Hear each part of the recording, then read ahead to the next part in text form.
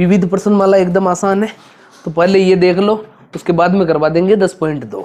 तो विविध प्रश्नमाला में जो पहला क्वेश्चन लिखा हुआ है उसमें देखो, त्रिभुज के शीर्षों से समदूरस्थ बिंदु। तुम बताओ त्रिभुज के शीर्षों से समदूरस्थ बिंदु कौन सा होता है? त्रिभुज के शीर्ष, जो पहला क्वेश्चन दे रखा है ये त्रिभुज के शीर्ष है। अब शीर्षों से समदूरस्थ बिंदु होता है जब हम लंब समद्विभाजक खींचते थे या नहीं? ये आप लोगों ने प्रमेय नंबर पढ़ी थी ना 10.3, जिसमें 3 लंब समद्विभाजक खींचते थे। तो लंब समद्विभाजक खींचने के बाद में ये दूरी और ये दूरी बराबर होती थी, हम लोग इस तरीके से वृत्त बनाते थे। तो इस प्रकार से जो केंद्र बनता था उसको हम लोग क्या बोलते थे? परिकेंद्र। क्या बोलते थे? परिकेंद्र। तो आप लोगों को याद रखना है कि त्रिभुज के जो तीनों शीर्ष है उनसे अगर समदूरस्थ दूरी आप लोगों से पूछ ले, ये क्या होते हैं? ये तीनों शीर्ष होते हैं या नहीं? अगर शीर्षों से समदूरस्थ दूरी आप लोगों से पूछ ली जाए तो क्या होगा? परिकेंद्र।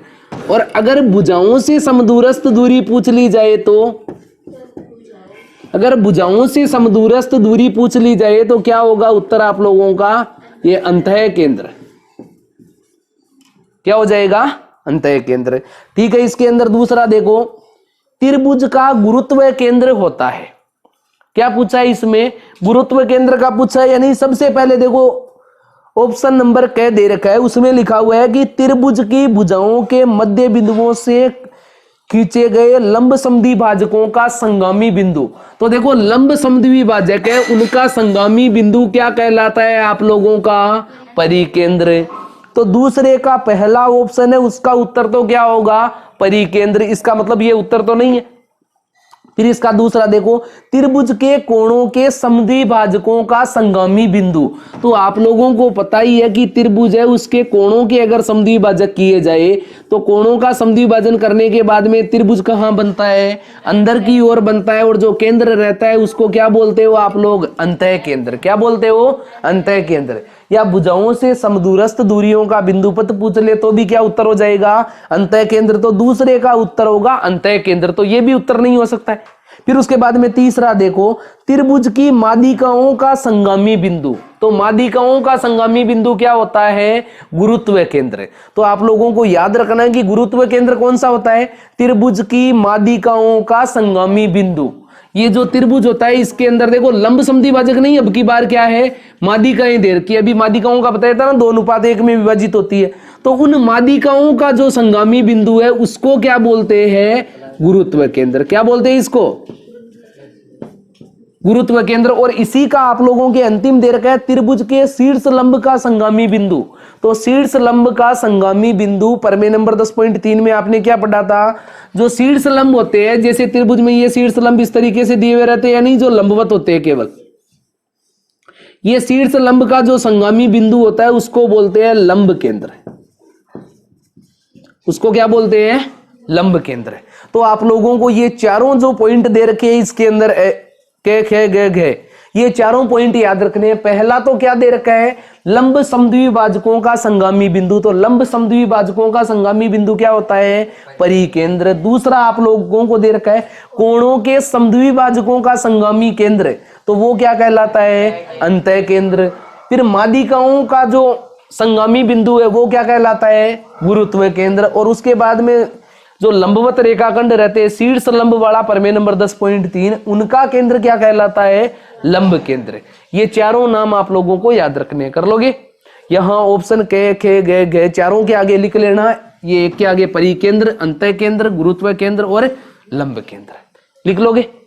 ये इसके बाद में आगे आप लोग देखो, समतल में लुढ़कने वाले वृत्त के केंद्र का बिंदुपथ आप लोगों को बताना है। जो तीसरा क्वेश्चन है उसमें देखो ये समतल दे रखा है और समतल के ऊपर आप लोगों के ये कोई टायर मानो आप लोग, समतल पर वृत्त को लुढ़काना है या नहीं? लुढ़कने का मतलब क्या हुआ? जैसे टायर को इस तरीके से चलाया जाता है ना आगे की तरफ, ये टायर को इस तरीके से चलाओगे तो ये टायर आगे जाता जाएगा या नहीं?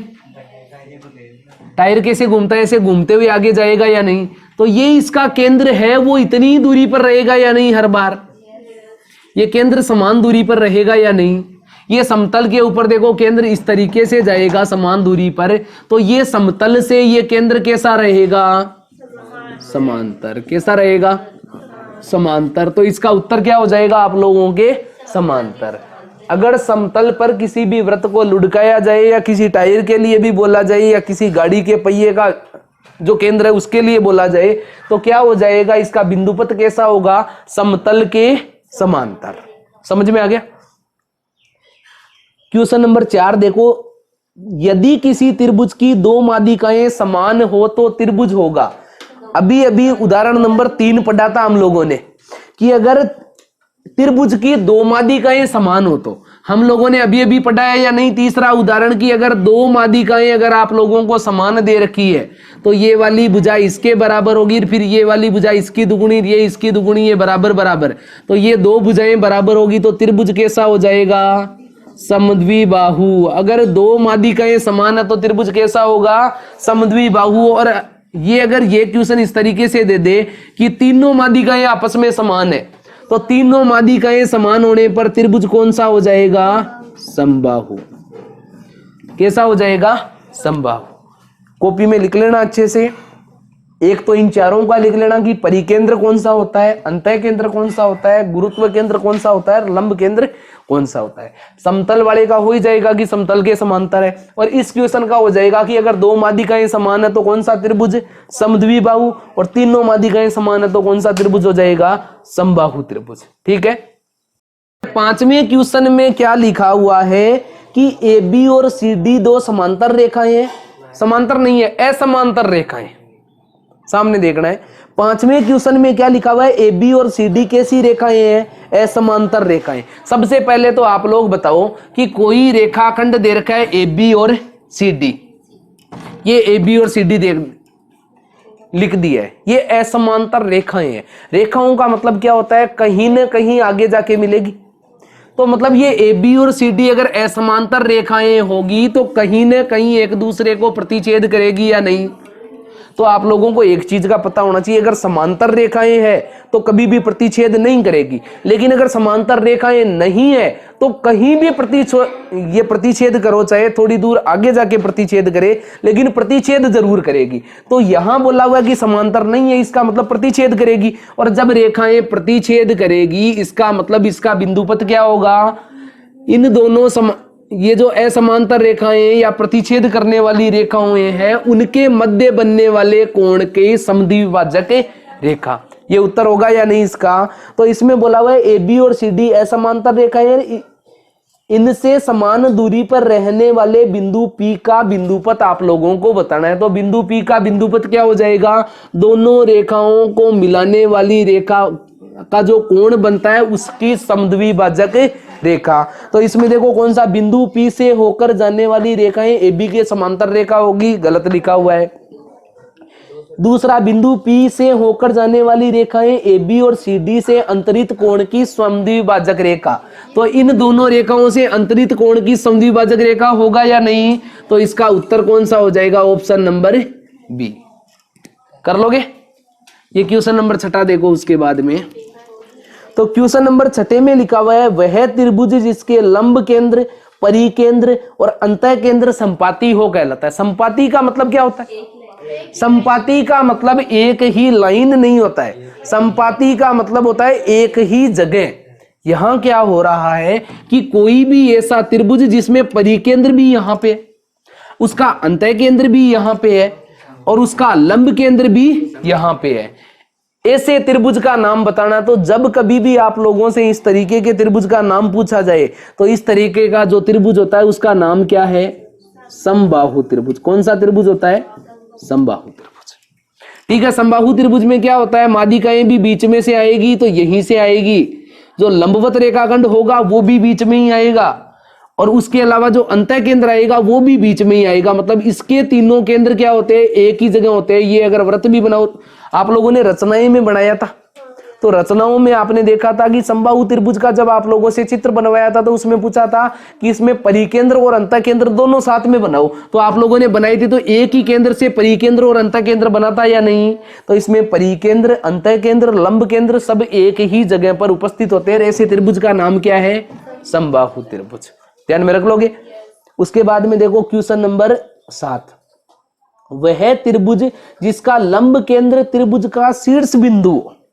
तो 7वें में देखो आप लोगों से क्या बोला गया है, ऐसा त्रिभुज बताना है जिसका लंब केंद्र क्या हो, उसका शीर्ष होना चाहिए। तो बताओ लंब केंद्र का मतलब जो लंबवत रेखाखंड है वो शीर्ष पर रहना चाहिए। तुम बताओ कौन सा त्रिभुज है जिसमें लंबवत है। तो ये देखो, ये त्रिभुज बनाओगे तो इसमें ये लंबवत रेखाखंड इधर से खींचोगे तो ये रहा, ये इधर से खींचोगे तो ये रहा, और यहां से खींचोगे तो ये क्या, तो इसका लंब केंद्र जो है वो कहां पे है, शीर्ष पे है या नहीं। तो शीर्ष पे लंब केंद्र किसके रहता है, समकोण त्रिभुज के रहता है। किसके रहता है, समकोण त्रिभुज के। याद रखना है ये सभी, ठीक है। इसमें से ज्यादातर छोटे क्वेश्चन पूछे जाते हैं, इसीलिए इन सबको याद ही रखना है, ठीक है। तो समकोण त्रिभुज में शीर्ष के ऊपर क्या रहता है, लंब केंद्र रहता है आप लोगों के। उसके बाद में देखो घड़ी के पेंडुलम के सिरे का, कौन सा 7वां हो गया था, 8वें, घड़ी के पेंडुलम के सिरे का बिंदुपथ। ये घड़ी का पेंडुलम आप लोगों को पता ही है, ये इस तरीके से होता है, और ये किस तरीके से जाता है, ये यहां तक जाता है, कभी यहां तक जाता है, ये इधर से कभी इधर, कभी इधर, कभी इधर, ये इस तरीके से चलता है या नहीं। मतलब ये क्या बनाता है, ये वृत्त का क्या बनाता है, चाप अगर पूरा राउंड कर जाए तो वृत्त बनेगा, लेकिन यहां से यहां तक ही ये राउंड करता है, इसीलिए ये क्या कहलाता है, वृत्त का चाप।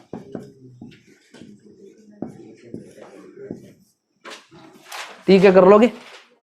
ये जो 9वां क्वेश्चन है उसमें लिखा हुआ है कि एक त्रिभुज एबीसी की भुजाएं दे रखी है, बीसी, सीए और एबी के मध्य बिंदु क्रम से आप लोगों को दे रखे हैं डी, ई और एफ। ये आप लोगों को मध्य बिंदु दे रखे हैं। तो आप लोगों को सिद्ध क्या करना है कि ई एफ है वो एडी का क्या करती है, समद्विभाजन करती है। ई एफ क्या करती है, एडी का समद्विभाजन करती है। ये क्वेश्चन नंबर 9वां है। और ये क्वेश्चन नंबर 9वें में क्या दे रखा है, एबीसी त्रिभुज दे रखा है। ये ए, बी और ये सी, ये एबीसी त्रिभुज दे रखा है। उसके बाद में क्या बोला हुआ है, बी, सी, सी ए और ए बी के मध्य बिंदु है। ये बी सी का मध्य बिंदु दे रखा है डी, सी ए का मध्य बिंदु क्या दे रखा है, ई, और ये इसका मध्य बिंदु दे रखा है ये। ठीक है, तो तुम लोगों से बोला गया आप लोगों को सिद्ध क्या करना है, ये जो एडी लाइन है, ये एडी लाइन है, ये ईएफ का क्या कर रही है, समद्विभाजन कर रही है। क्या करना है, ईएफ एडी को समद्विभाजित करती है। ये जो ईएफ रेखाखंड है ये एडी का समद्विभाजन करता है। बीच में इसका नाम दे लेते हैं ई। तो आप लोगों को इसमें दिया हुआ क्या है, सबसे पहले तो ई दिया हुआ है क्या, अच्छा तो दूसरा नाम लिख लेते हैं इसका। क्या लिखोगे, A B C D E F O लिख लेते, चलो ठीक है। दिया हुआ क्या है आप लोगों को, ये मध्य बिंदु दे रखे या नहीं तीनों, तो मध्य बिंदु दे रखे। इसका मतलब क्या हुआ कि बी डी बराबर किसके है, सी डी के बराबर है, सी ई बराबर है किसके, ए ई के बराबर है, और ए एफ बराबर है किसके, ये तो दिया हुआ है। ठीक है, सिद्ध क्या करना है आप लोगों को, सिद्ध करना है कि ये AO बराबर है किसके, DO के बराबर है। ये सिद्ध करना है, ये AO किसके बराबर है, DO के बराबर है। ऐसा आप लोगों को सिद्ध करना है। देखो ये AO और DO आपस में बराबर है, ऐसा सिद्ध क्यों करना है, क्योंकि ये लाइन इसका समद्विभाजन कर रही है। ठीक है, समद्विभाजन कराने के लिए एक बात आप लोग देखो कि यहां पे ये दोनों मध्य बिंदु है। जब मध्य बिंदुओं को मिलाया जाता है, कोई भी त्रिभुज के दो मध्य बिंदुओं को अगर मिलाएंगे तो तीसरी भुजा की कैसी होगी, समांतर होती है। और उसके साथ में क्या होती है, उसकी आधी होती है, समांतर और आधी होती है। वो आधी वाली की आवश्यकता हमें पड़ती नहीं है ना, जब तक हम बोलते भी नहीं है। ठीक है, तो त्रिभुज के अंदर ये दो भुजाओं के अगर मध्य बिंदुओं को मिलाया जाए तो तीसरी भुजा के समांतर और उसकी आधी होती है। तो यहां देखो आप लोग लिखोगे, यहां लिखोगे कि जो EF है, ये FE भुजा है, ये समांतर है किसके, BC के समांतर है। ठीक है, ये BC के समांतर है। और इसका कारण क्या हो जाएगा आप लोगों के लिए, ये समांतर हो जाएगी, समांतर होने के साथ साथ क्या हो जाएगी, इसकी आधी हो जाएगी, मतलब EF है वो किसके बराबर है, ये 1/2 है किसके, BC के। समांतर और आधी होने का मतलब BC की EF कैसी है, आधी है। और इसका कारण यहां पे प्रमेय लिख दोगे या नहीं, किसी त्रिभुज के दो भुजाओं के मध्य बिंदुओं को मिलाया जाए तो तीसरी भुजा के समांतर एवं, ठीक है।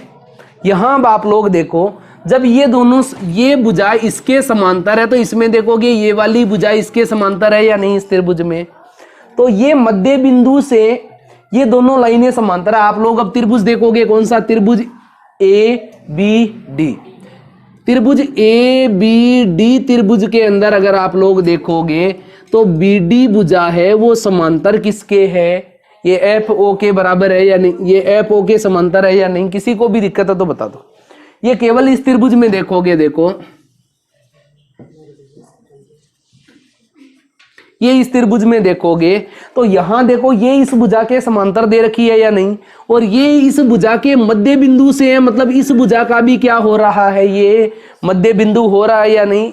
यहां पे भी इस लाइन की कोई आवश्यकता नहीं है, आधी वाली की देखो लिखने की भी आवश्यकता नहीं है, लेकिन चलो हमने लिख दिया, तुम्हारी जानकारी में भी आ जाएगी, आधी होती है ये, ठीक है। यहां देखोगे ये एक भुजा के दूसरी भुजा समांतर दे रखी है और इसके मध्य बिंदु से, तो दूसरी भुजा को भी मध्य बिंदु पर समद्विभाजित करेगी या नहीं ये लाइन, तो आप लोग लिख दोगे ये दोनों समांतर है। ये अतः क्या हो जाएगा, ये क्या है, जो O बिंदु है वो किसका मध्य बिंदु हो जाएगा, AD का मध्य बिंदु है।